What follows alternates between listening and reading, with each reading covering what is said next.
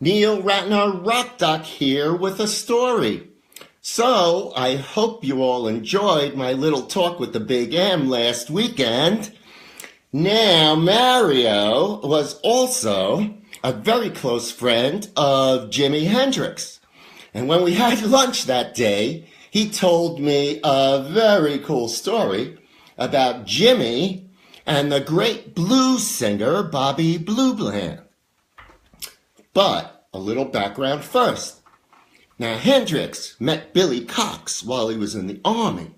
And while they were in the Army, they jammed together, became fast friends, which lasted a lifetime.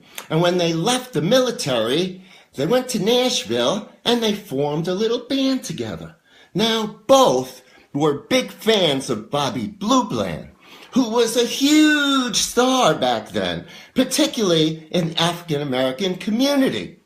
And when they found out that Blue Bland would be rehearsing at a local club called the Baron, they decided to go over and see if they could sit in with him. They had a friend named Harold Hebb, and I think he was a cousin or brother of Bobby Hebb, a famous singer, and he also happened to be the building manager at the Baron. So the two went to see him with their guitars on the day of the rehearsal. I mean, they really thought they were going to get to sit in. So they go and they talk to Harold, and he says, "No way, man, will the band allow it." So Cox and Hendrix are kind of bummed out. Don't know what to do. And Billy is sitting there, and he sees a broom over in the corner of the room. So he runs over, he grabs it, pretends he's sweeping, and the three start laughing hysterically. Okay. Now, Harold takes the guitar cases and puts them out of sight. And then he takes Jimmy and Billy over to the broom closet, where they get mops, buckets, and janitor clothes. So, when Bobby and the band arrive, the two janitors place themselves inconspicuously in the corner and were able to watch the entire rehearsal without anyone ever noticing them. Now, as I said, Jimmy loved Bobby Blue Bland and really considered him to be one of the best blues singers ever. Now let's get back to my friend the Big M, who, as I said, was a very close friend of Jimmy's, but he was also a very close friend of Bobby Blue Bland.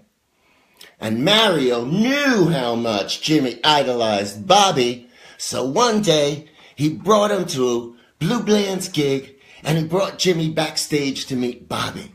Well, by then, Blue Bland knew who Hendrix was, and the two hit it off and became friends. Now, what Bobby didn't know was that Jimmy would often go back to Mario's place after gigs, hang out and get high and listen to music. Let's hear a little Bobby Blue Bland. Members only, it's a private party. Don't need no money, you qualify. Don't bring your checkbook, bring your broken heart, 'cause it's members only tonight. So one night, Bobby Blue Bland decides to drop by Mario's place to hang out.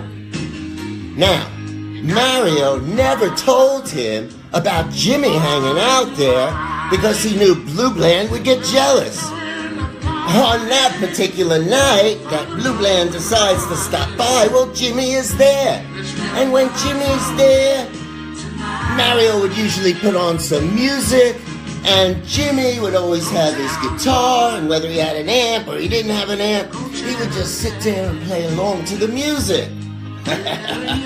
So Blue Bland shows up, and Mario invites him in.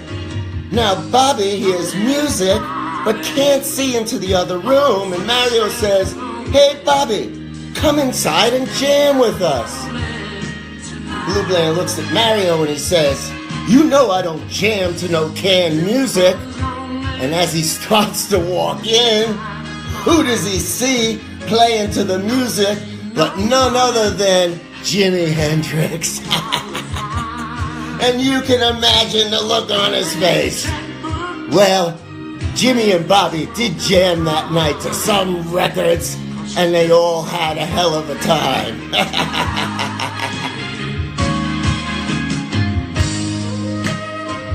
So that's my story. I hope you enjoyed it. Neil Ratner Rock Doc. Have a great day, and I'll see you soon.